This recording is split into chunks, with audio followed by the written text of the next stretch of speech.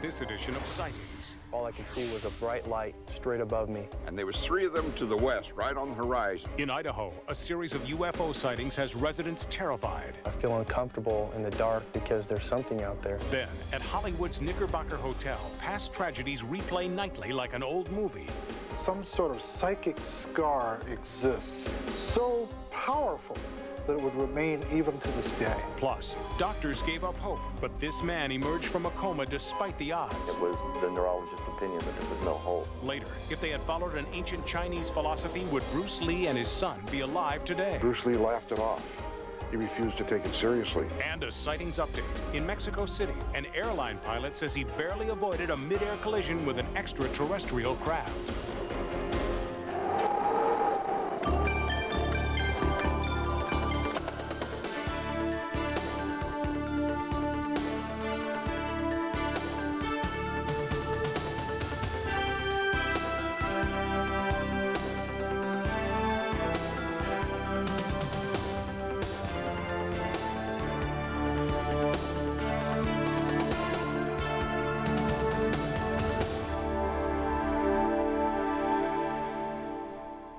Welcome to Sightings. I'm Tim White.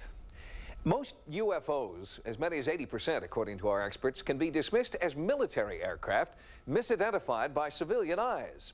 But sightings over populated areas can't be written off in this way. The Air Force says that they don't fly highly experimental craft over populated areas. So now, a rash of sightings between Spokane, Washington and Coeur d'Alene, Idaho have people wondering, just what are they? Over there, at the top of those trees over there, there was a bright light shining.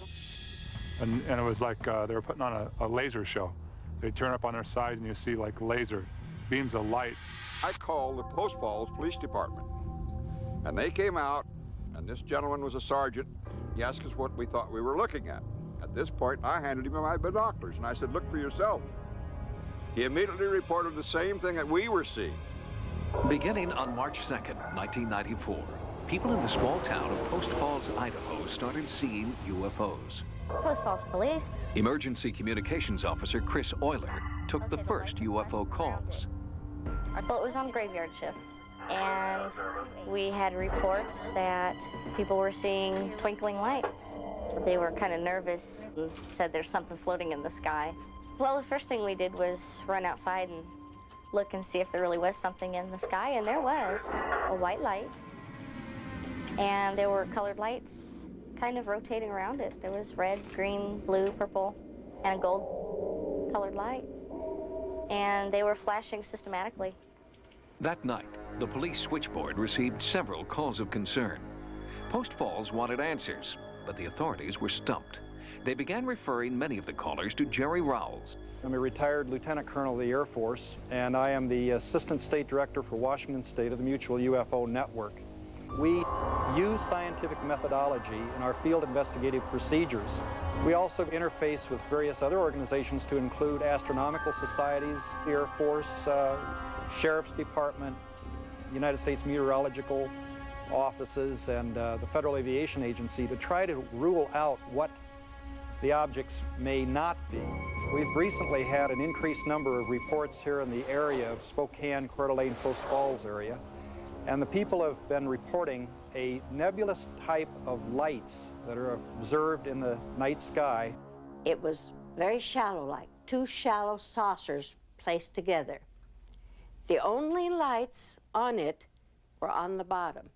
There was the big one that I keep mentioning. In the center was a recessed amber light. And there was 3 of them to the west, right on the horizon. And then we saw an aircraft coming in from the east. And at that point, we happened to glance back to the west, and these 3 just took off, went straight up, and the lights went out. The aircraft went on by, and we discussed this. We stood and watched it for a little while, and pretty soon the lights come back down. The 3 of them come right back down in the same position. This amateur videotape, exclusive to Sightings, is the only known visual record of one of the UFOs. The object's brilliance and unusual flight pattern does seem to rule out the possibility that it is a celestial body or a conventional aircraft. Sightings of bright UFOs continue to be reported in Post Falls and surrounding communities. In nearby Newman Lake, Washington, one man had a frightening encounter on a lonely stretch of road. 2 nights ago, I was driving down West Newman Lake Road a little before midnight. There's a field there. I usually stop and look at the deer. All of a sudden, a blinding white light came from directly above me. I slowed down, opened the door, looked up. All I could see was a bright, round, incredibly bright light straight above me. I looked at it for maybe 9 or 10 seconds, couldn't figure out what it was. Immediately became incredibly frightened, slammed my door, and I drove away as fast as I could. As soon as I went to leave, the light was gone, it vanished. As I was driving away, I was probably as scared as I've ever been in my life. I headed straight to a house not too far away, down the road, a friend's house. I could tell he was very serious because he was so scared. He was just, I've never seen him shake. He actually was just shaking. And very pale, no color to him. I was in the military and I've been on bases. This light was not something I've ever seen on any aircraft. It would have to be something incredibly large. I can't imagine. The light would have to be 50 yards across to do this. It was huge, huge. Later that night, local police put Dean in contact with Jerry Rawls. Rawls immediately called each of his considerable military and civilian contacts about the event. I have pretty well ruled out any type of encounter with an aircraft. Based on the interface that I had with the Air Force, I can only say what the object was not.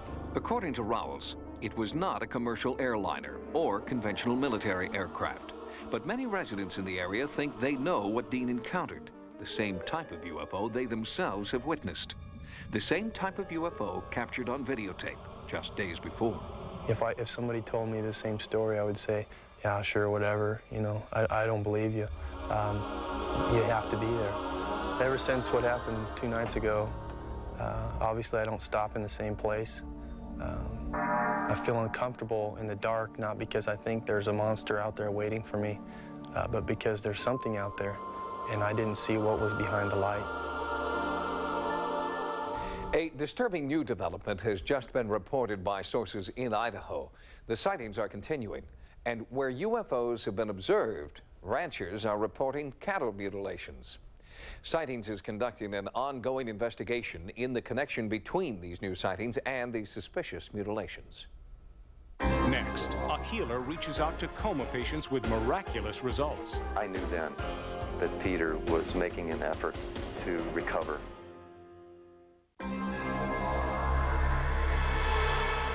Deciding when to remove life support from a loved one is an agonizing decision for any family. Roger Laborde is a self-styled healer who claims he has the power to communicate with comatose patients and find out what they want. Airborne reporter and pilot Peter Peelgrain was Denver's eye in the sky. But on February 12, 1992, Peter's career came to a crashing halt. His engine failed, and he didn't have anywhere to go but the reservoir. So it took them 45 minutes to actually effect a rescue, which they finally did with a rescue boat. And Peter had lost consciousness and was floating on top of the water. They airlifted him to the hospital. He didn't have a heartbeat for the first 45 minutes. When we got to the hospital, he went into surgery, and the doctors came out and told me that he'd been clinically dead, and he made it through the surgery and was in a deep coma. Peter was a boisterous transplant from Australia, a family man, a fun-loving, joyous father of 5. It was hard to imagine that a man so full of life could now be on the brink of death. But he was. The doctors told me that with the results of the EEG that the prognosis was getting worse and that I needed to start thinking about making a decision to either end his life or not. Her decision was to put her husband's life in the hands of a man she had never met, Roger Laborde. I can't explain to you just exactly what I do, because in the 4 separate cases that I've worked with, they've all been different. Roger Laborde claims that he has used a unique psychic gift to successfully communicate with 4 separate coma patients. All 4 instances, they were going to pull life support and let them die, and it was the neurologist's opinion that there was no hope. Roger arrived about 10:30, and I said, well, why don't you get some rest and we'll go over in a few hours. And and be with him. And he said, no, it's really better if I start now. And Roger put his hands on Peter and Peter's arm, and I laid my hand on his other arm. And all of a sudden, I got this really strange sensation of sort of electricity in my stomach, and I just thought, I can't deal with this right now. I can't. And so I said, well, I'm going to leave you alone, and I'm going to go back and try and get some sleep. I sat in the room for 4 hours, doing my best to blank my mind. What came to me was to go over and to start talking to Peter about walking through a field of flowers. And I described to him what the flowers looked like, the smells. I described the surroundings, and then I said to him, I said, you know, Peter, when you're walking through a field of flowers, you have to move your feet. And that's when he began to move his feet under the sheet. I knew then that Peter was making an effort to recover and make contact. The doctor came in that night and asked me if I'd made a decision. And I said, well, Peter's made a decision, and I think he's coming back. For the next 4 weeks, Laborde continued to communicate with Peter through directed visualization. Peter seemed to be responding. When you have someone who is not able to move and someone who's not able to speak, and their focus of attention is elsewhere, to communicate with them, you have to be creative. You have to figure out some other way to communicate with them. My discovery was that there's a way of doing that energetically. What I was saying to him, which I did verbalize to him later, that I was there to help him to stay or go, but I needed to know what he was going to do. But the 4 successful cases Laborde has worked on do not convince the medical community that his technique works. If someone's deeply unresponsive by nature of the definition, they don't respond to my questioning, nor to the nurses, or other people. Dr. Philip Yarnell is one of Denver's leading neurologists. He believes that coma patients are neither physically nor mentally capable of responding to communication of any kind. We think that they have hearing, in that the transmission of sound from clicks in the ears to recordings on the brain are often intact. Now, whether they hear as we hear, so that we interpret sounds as voices or as the messages of loved ones, that we can't tell. But some recovered coma patients claim that their personal experience has been just the opposite. I had the experience that's classically described as the near-death experience, where you see the blinding white lights and feel the overwhelming sense of compassion and forgiveness and peacefulness. In 1991, Mary Kay Blakely fell into a diabetes-induced coma. For 9 days, she lay in a New York City hospital while friends and family kept around-the-clock vigil. Unlike most coma patients, Mary Kay claims that she can recall the thoughts and feelings she experienced while she was comatose. She's chronicled her ordeal in this book, Wake Me When It's Over. I imagined that I was in a prison and I spent the whole 9 days trying to figure out what I had done to land there. You lose all measurements of time. There's no day, there's no night. I felt no pain, I felt no air, I felt no breath. I felt no heartbeat. It was very relaxing. You wanted to stay in that state forever. Mary Kay gives a lot of the credit for her recovery to her sister, who maintained a continuous one-way dialogue at Mary Kay's bedside.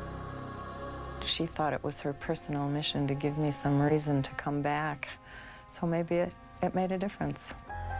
Dr. Arnold Mindell is a clinical psychologist who has spent 20 years studying the coma state. He challenges the mainstream belief that deep coma is synonymous with brain death. He believes it is simply an altered state of consciousness. Years from today, people are going to look back on this period of medicine and dealing with comatose states, and they are going to say, my God, wow, we were making decisions to pull the tubes on this character without asking her or him, or not even trying to communicate with them. The goal is not to get the person to awake, and the goal is not to get the person to die. The goal is to follow nature. I don't think that Roger is a prophet or a saint. I think that he has found a calm and a knowledge and a wisdom of the heart. He helped us. There's no question of that. Never give up. Only until the individual in the coma states that they want to go, then I would say be responsible and follow their wishes and pull life support. But don't give up hope. Every day he gets a little bit better, but the improvements are in millimeters. You know, they're not in feet or yards. They're tiny. And everyone is a hard-fought victory. And he amazes me how hard he works for things. But his sense of humor is intact. He still comes up with some great one-liners. And, you know, he's still here. And he's still part of us. And still here for us to love, and to love us. Healers like Roger Laborde and Dr. Arnold Mendel want you to know that they do not consider themselves an alternative to licensed physicians. Credible healers work with medical doctors to provide additional support. No one should rely on psychic healing without consulting their family doctor first. Next, if an ancient Chinese tradition is not followed, believers say they could face disaster. Those who refuse to take it seriously do so at their own peril. Most people believe that good luck comes by chance. You either have it or you don't. There are, of course, all kinds of superstitious methods to improve good luck, like a pinch of salt over the left, not the right shoulder, for example. But the Chinese believe that there is a scientific system for improving good luck. It's called feng shui.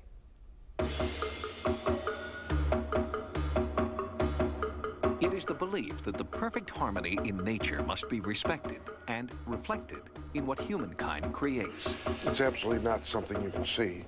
It absolutely has to do with the forces of yin and yang being male and female, or light and dark, or good or bad. And there's an intersection of these forces in any one location, according to the theory. And because of that, there are good locations and there are bad locations. Feng Shui teaches that a spiritual energy called qi flows freely in nature, but man-made structures like buildings or even tombstones can interrupt that vital flow and cause bad luck, disharmony, even death. Martial arts star Bruce Lee did not heed Feng Shui advisors when he built his Hong Kong estate and when he chose a burial site for his father. Both Bruce Lee and his son Brandon died tragically before their time. Bruce Lee lived in a house in Hong Kong in 1972-73, just prior to his death, that one of the Chinese feng shui experts had come and told him this house was a very bad location, that he shouldn't live here, and Bruce Lee laughed it off. He refused to take it seriously. He had basically said, I don't care about the old way, I have a new way, I'm going to show you there's a better way. Turning his back on the old ways may have helped Bruce Lee cross over into international fame. But feng shui experts believe it also disrupted the flow of qi around him and contributed to his death by cerebral edema. Everybody is governed by qi, so we say qi is the real me. The body's metabolism is only a shell, and when the qi is very smooth, then he will have a healthy body. Feng shui master Yun Lin believes illness is caused by bad qi. He claims to have healed many people by instructing them in methods that improve the flow of qi. Mimi Tsai was given a number of suggestions about the placement of objects in her home to counter the effects of an abdominal tumor she'd carried around for 19 years. That time, I just want to die. I don't want to live. It's very hard for me. But my mother, she's worried about me very much. She tried to call Professor Lin, and luckily I talked to him on the phone. I hope to use my qi over the phone. I imagine the light of 10,000 Buddhas shining on her. And he told me, don't worry. In 2 weeks, you will find a person who can help you. 2 weeks after implementing Professor Lin's feng shui principles, Mimi Tsai met Stanford Medical Center surgeon Dr. Harry Oberholman. When I first saw Mimi Tsai, she had a very large abdominal tumor, which filled her entire abdomen and pelvis. The tumor weighed, I believe it was in excess of 3 kilograms, which is about 6.5 pounds. Using the combined forces of Western medicine and Eastern philosophy, Mimi is once again healthy. I recovered very fast. Even the nurse, the doctor, they think, oh, it's a miracle. How can you recover so fast? Professor Lin also works with the terminally ill. William Whitson recalls consulting Professor Lin on behalf of a colleague at the Library of Congress. This one case involved a member of my staff in the Library of Congress whose father had a apparently incurable neurological disease. The paralysis had begun at his feet and had gradually gone all the way to his waist, and he was in a wheelchair. So I introduced the young man to Professor Lynn, and Professor Lynn looked at him and he said, "Your father has lived in this house for 50 years, is that right?" And the young man was surprised and said, "Yes." Professor Lynn said, "Now that I know this, the way to solve his problem is to take an 8-foot pole, sink it 2 feet in the ground behind the house about midway on the long axis, and he will be all right." The moment that pole was sunk into the ground, he began healing, and he's all right today. He's out playing golf. All of your bad luck have been removed. All of your bad luck, your illness, negative forces, all have been removed. The power of feng shui is intangible. It cannot be isolated in a laboratory or a test tube. We have only the personal experiences of those who have felt its power as proof of its existence. When Brandon Lee died, there was information that came out at the location of the grave of Bruce Lee's father, Brandon Lee's grandfather, was a very bad omen for the family. He's buried on a hillside in a cemetery above Hong Kong. That an expert in feng shui had come to them and said, "This is a very bad location, and it's going to cause your family great difficulty." But the Lee family did not heed the warning. The grave was never moved. Feng shui experts are convinced that ignoring their warning killed Bruce and Brandon Lee, and that heeding feng shui principles spared the life of Mimi Tsai. There's something there, and those who refuse to take it seriously do so at their own peril. If you'd like more prosperity, health, and good fortune, feng shui experts have this suggestion. Hang metal wind chimes just outside your front door. The chimes will help direct the flow of qi, or good energy, into your home every time the door is opened. Coming up, a psychic believes she knows what happened to a missing boy. He's been moved twice. Then, do Hollywood tragedies haunt this landmark? And later, a pilot in Mexico City barely avoids a collision with an extraterrestrial craft. Every year in this country, more than 1 million children disappear. Many run away. Some are taken by a non-custodial parent. And a few just seem to vanish without a trace. 8-year-old Danny Hohenstein vanished in 1992. His mother has never given up hope of finding him, and through her recent contact with psychic Greta Alexander, she has reason to believe that Danny is alive. Danny was a real happy boy. He was very friendly to people. He wasn't really scared, I don't think, around here. Danny Hohenstein's mother speaks about her only son in the past tense because she has not seen, heard, or touched him since 1992, when Danny vanished. I immediately ordered what we call an all-call, which sent out all our search and rescue available units to the area. The tiny town of Paradise in Butte County, California, had never had a missing child case like this one. Law enforcement officials and search and rescue personnel marshaled every resource they could to find Danny. We had search and rescue from as far as the Oregon border, Nevada, and down below the Bay Area throughout California come. National Guards assisted. We had dogs, we had Highway Patrol, FBI. Everybody assisted in this whole program. Investigator Vern Kelch headed up the search, concentrating his forces in the canyon bordering Danny's house. Most of us assumed that he was probably in the canyon, but we were still going to work it from both angles. But from the beginning, Jackie had a gut feeling that her son was not in that canyon. I thought he was kidnapped, that somebody come and picked him up off the road, because I never believed that he would go into the canyon. Every search you could possibly imagine, including floor units from which is a heat-seeking device, and without any trace at all in the canyon. The first significant clue in the case didn't come until 3 days later. A neighbor's puppy was discovered near the canyon. The people in the neighborhood told me after Danny disappeared that they'd seen him with the dog earlier that day. The puppy was found, but Danny was not. To this day, no one knows whether Danny Hohenstein is alive or dead. Where's Danny is the bottom line. The search has been ongoing for over 2 years. Law enforcement agencies, search and rescue teams, family, friends, and compassionate strangers have all combed the area. But now the search turns in a new direction, to a farmhouse in Delavan, Illinois, and psychic Greta Alexander. I consider that the ability that had been laid in my heart is a gift and a talent, and it comes through me, not from me. Where detective work has so far failed, Greta believes her psychic ability will succeed. She concentrates on a palm print provided by Danny's mother. The hand is a servant of the brain, and when you look at the hands, you will find tiny little lines, and it's like a road map, and every line tells a story. It looks to me like that he is still alive, and it looks to me like that he's been moved twice, and that there's a third move coming up, and that move is what's going to be bringing them back together. After studying the print, Greta revealed startling facts about the case that only police and Jackie knew about.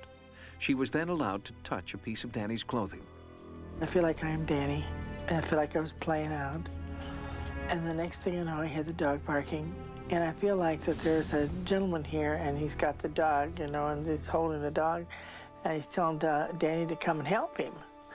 And the next thing I know is it's either like a Suburban or a truck of some type, but it's like an enclosed vehicle here. And then the next thing that I know is I'm being transported or taken from one place to another, and the dog does not go. The person that accosted this young man does wear a uniform. He has a dress code or something here that he wears in his work. I feel money exchanged. I'd like to talk to the officer, please. Greta Alexander asked to be put in direct contact with investigator Vern Kelch. Well, first of all, I feel like that I am he. Are you still living in the area? No, I have moved. I want to go to Oklahoma. I feel like I've been moved 3 times. I feel like that I am okay. I feel like I'm with other people around me, and that what I thought about my parents is that they are not able to care for me.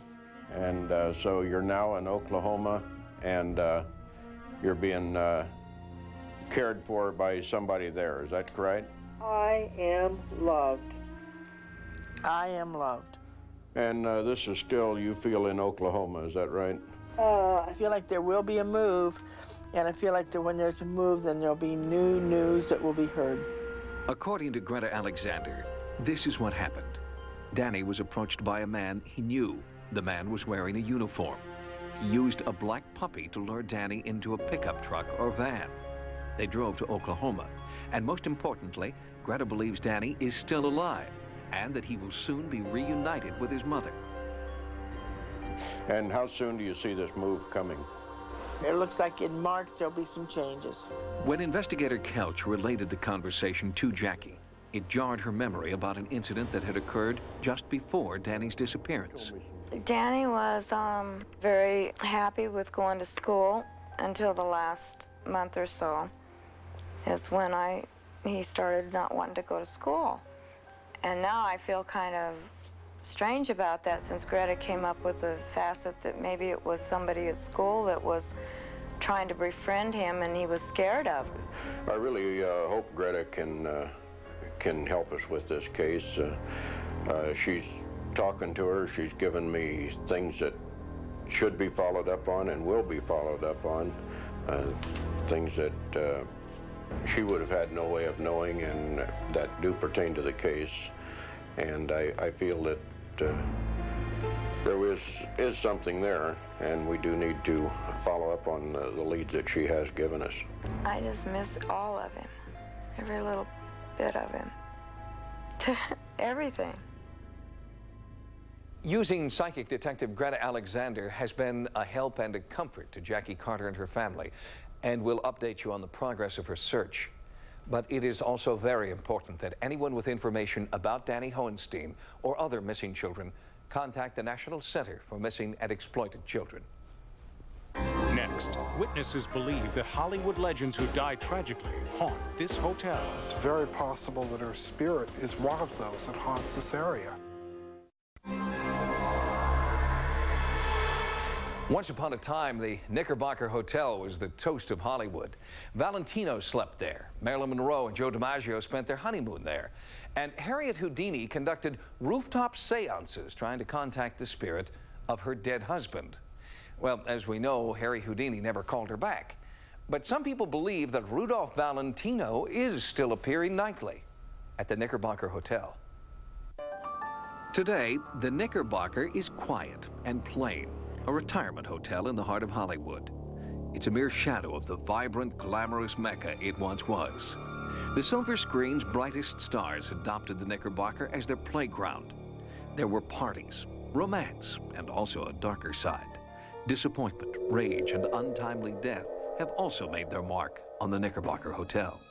So some sort of psychic scar exists, a leftover trace of maybe a murder or suicide or some great trauma that would leave that behind, so powerful that it would remain even to this day. The psychic scar that Richard Sennett describes can be likened to a ghostly movie, perpetually replaying in the atmosphere of this hotel. Many here claim to have felt its effects. We were the only ones here. It was about 11 o'clock in the evening, and we were standing over here to get some coffee. And then all of a sudden, the ceiling fan blade blew off. I swished my head to see Melanie. When I did, just behind her, I saw this guy standing in a brown suit, brown hat, arms crossed, looking down the ground. And then the candle broke. It just like exploded. It cracked and broke. I mean, there's no doubt in my mind that there was something here that night. Paranormal investigators believe that locations with a great deal of traumatic history bear the scars of their tragic past on the present. What eyewitnesses describe as a haunting, investigators describe as spiritual residue of an emotional event permanently imprinted on the environment. And the environment here is rich in emotional history, particularly in the hotel's bar and restaurant areas, which have recently been renovated and reopened as the All-Star Cafe. The Hollywood Knickerbocker has had a lot of history of stars and luminaries.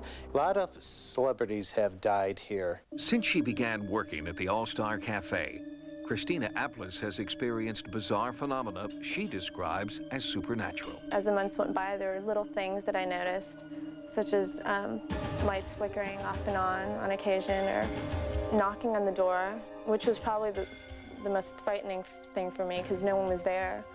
And then there was a recent incident when I was just working here by myself. The front door opened and closed by itself, and it's a heavy door. It can't be just moved by the wind. I have seen an apparition. It was a man's head floating below the chandelier, and I could see the gold vein of the mirror through his face, so it was transparent, and he had snow white hair. Are these sightings the physical manifestations of a psychic energy, the so-called psychic scar? And if so, is there a way to make contact with this energy and summon it at will? There are several areas in this particular building that I think are definitely haunted. Psychic investigator Richard Sennett believes that dowsing rods will be effective in locating concentrations of energy within the hotel. To try to discover the root cause of a haunting, I found in many of the cases we've looked into, there is a story of tragedy. Sennett believes that tragedy leaves permanent vortices of energy in its wake. Locating these areas may be a shortcut to another dimension. I found in researching haunted sites that dowsing rods can really give some great clues to the areas that are haunted, and also perhaps even give an idea of why these events go on. His method may appear odd to laymen, but Sennett made several astonishing discoveries. When I got toward the rear of the building, towards the one storage room, the activity was 10 times greater. It was far more urgency and almost a panic in that particular area. What Sennett did not know is that this area was not always an obscure storage room. The original entrance from the bar, which is now the All-Star Cafe, coffee house, is over there, the pantry. And Frances Farmer was presumed dragged through from her hotel room through here. Frances Farmer's star rose quickly in the 1930s. She personified feminine beauty and grace. But in just a few short years, alcoholism and mental illness had taken a devastating toll. When she resisted attempts to institutionalize her, she was forcibly removed from her hotel room.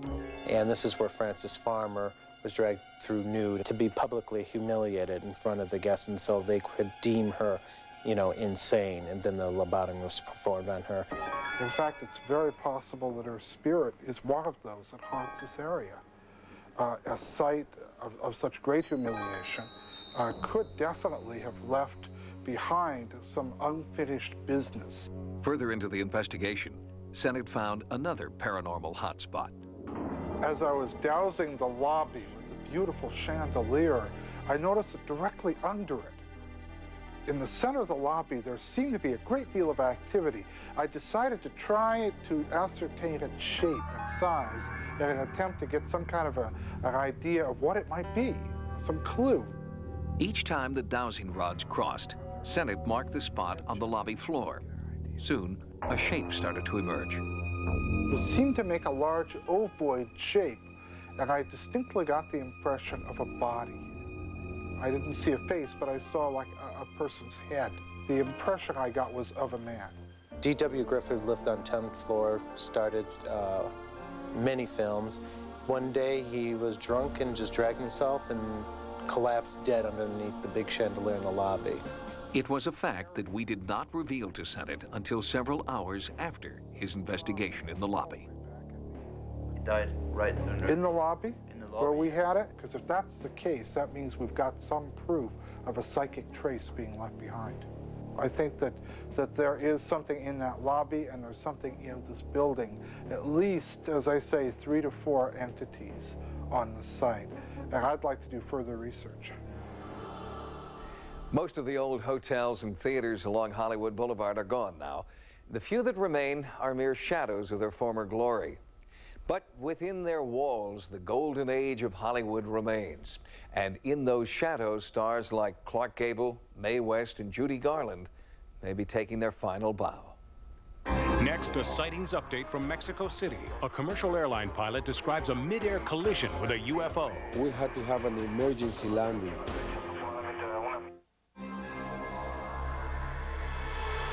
Mass sightings of UFOs over Mexico City are still increasing. A sightings investigative team continues to monitor events in Mexico and collect new videotapes of bizarre aircraft. And now a commercial airline pilot, Captain Raimundo Ruano, has agreed to come forward with his own harrowing account of a near miss with a UFO. It was what commercial pilots call a milk run. In this case, a routine short-distance flight from Guadalajara to Mexico City. But in July of 1994, Captain Raimundo Ruano's routine was unexpectedly interrupted. Estaba en tránsito el tren. When my landing gear was in transit, barely down, I'm making my turn when I felt a very hard hit. At that moment, I didn't know what it was. I had never felt a heat as strong as this. Captain Ruano put in an emergency call to the tower. The supervising controller ordered Ruano to fly by the tower for a visual inspection of the aircraft. Because the landing gear appeared to be down and locked, the captain was given clearance for an immediate emergency landing. Immediately, maintenance checked the airplane and found that the shock absorber was torn off. It was clear that there had been a collision, but with what?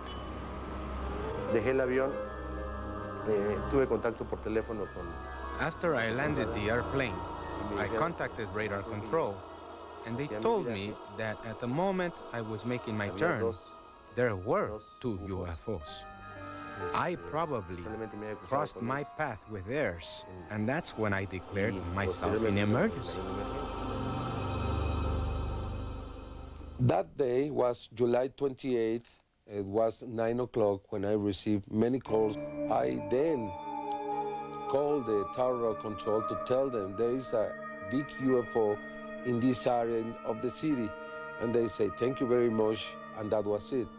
An hour later, the people from the Tower of Control called us, excited.